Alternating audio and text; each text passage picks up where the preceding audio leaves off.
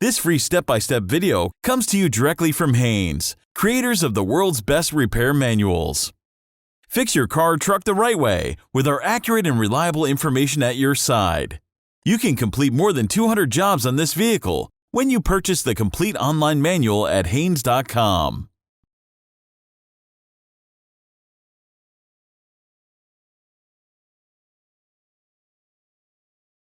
Pull the hood release lever located on the driver's side kick panel. Lift the hood safety latch, then raise the hood upwards.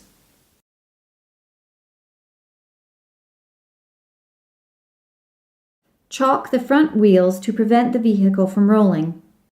Loosen the rear wheel lug nuts, then raise the rear of the car and support it on jack stands.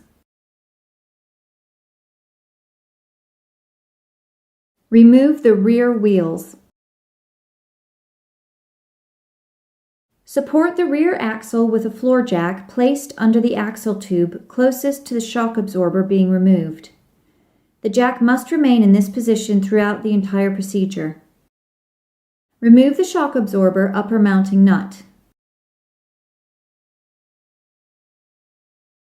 Remove the shock absorber lower mounting nut.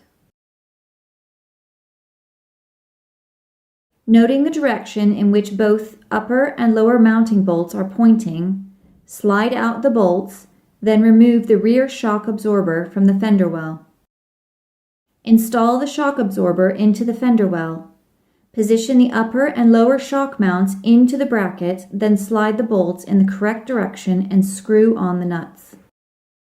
Tighten the shock lower mounting nut and bolt to the specified torque setting.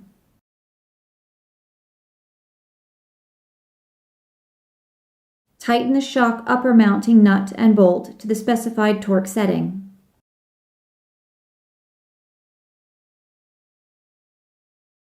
Remove the floor jack.